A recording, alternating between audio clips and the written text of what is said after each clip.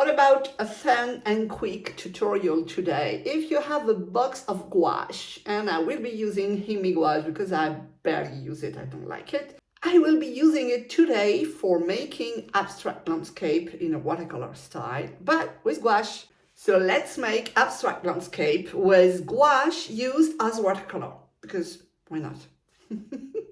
All right, let's have fun, but I warn you, this is messy, really messy. Today, sweet and short tutorial to make kind of watercolor abstract, but with Himi Gouache actually. So this is the kind of things you can do, very abstract, but kind of a landscape feel to it. I'm trying to make some landscape. And I have this Himi Gouache that I'm not using much because I'm not really fond of it, but today, my goal is to use it. So it's 18 sets, and you can tell which one I'm using the most. It's a white. This is always the color you need the most. And then a variety of brushes to apply the paint and to apply the water. So whatever you have, palette knife, wedge, plastic cards, whatever. And some sprayer. This is really important. And paper, of course. So I have square paper. It's cold press, very heavy texture. And you will need water, a lot of water, and some kind of surface you can add water on it because it will be messy. I won't lie to you, it will be a hell of a mess. So a lot of clothes, tissues, whatever you have. First thing is to spray water on the back of the paper. I know it seems weird, but this is a way to stick the paper to the table. Not wet enough. This is why I have a large sprayer and a small one. The large one is for the paper. And actually I don't really need a palette. I will just use it to put my brushes once they are loaded with paint. I will begin with a flat brush, but as I said, whatever you have is fine. And I am sticking to a limited color palette because otherwise it's really too much. And that is Prussian blue. This one is really gorgeous color.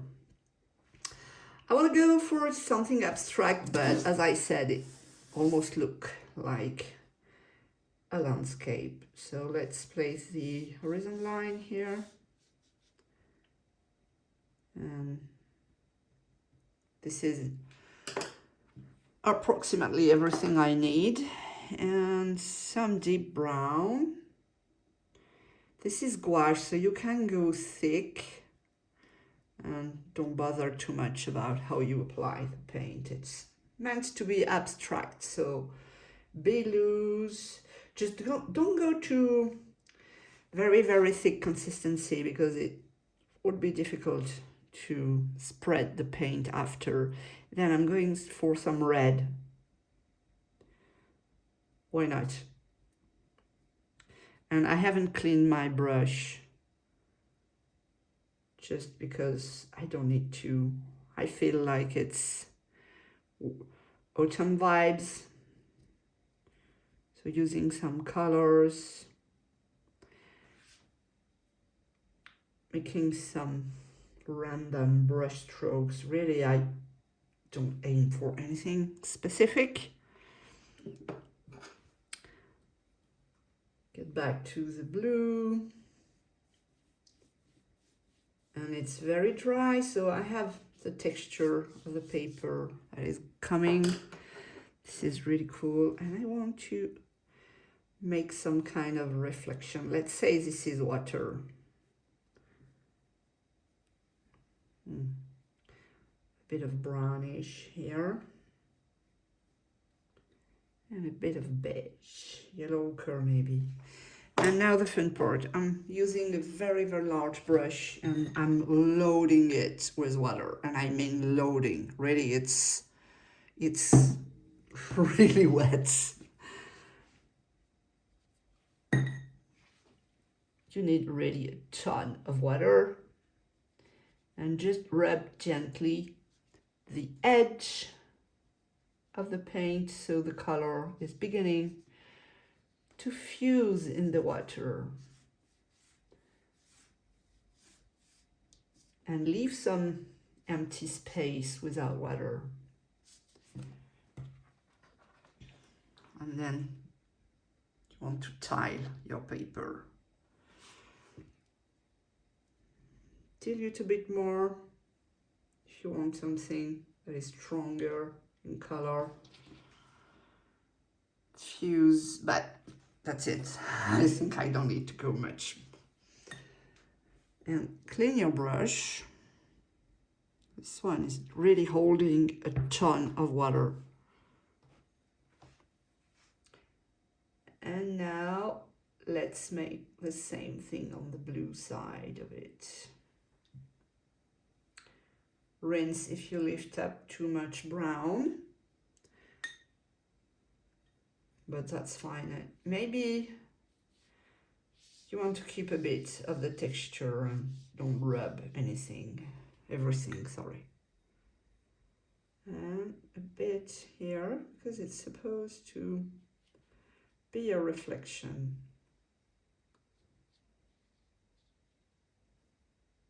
So let's push a bit the pigments. And I have left this untouched as well as here. It's really meaningful. You really want to control what you are doing. So now I want more control. This one is too big now.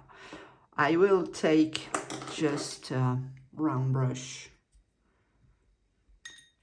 and just be more precise with the colors I'm lifting. So I'm dipping in the pink and pushing it a bit here. It's a bit too the same color. And the thing is to let it dry naturally. Don't use a heat gun or a hair dryer because it will be pushing the water and the pigments. Not what you want. Just to mimic some trees, maybe. That could be trees. And go for a lovely orangey as well. And I think what I could do, I kind of like this one, yes. I get this is a home painting brush, very, very rough, very damaged also. I just want to push a bit the pigments this way, kind of a reflection. And you can also remove some pigments if you feel it's too much. Kind of make some clouds.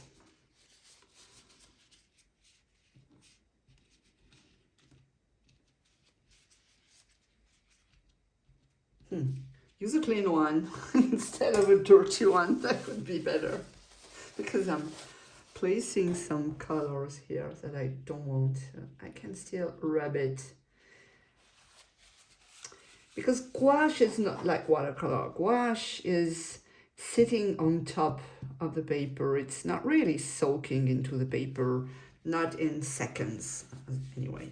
And what you can do also is control your paint with a small mister. But this thing is working best when it's standing. So if you use it on the side, it may be more difficult to control. Just pushing a bit the colors because my cloud was a bit too obvious. Also, what is too obvious is those yellow dabs of paint. So just want to incorporate it.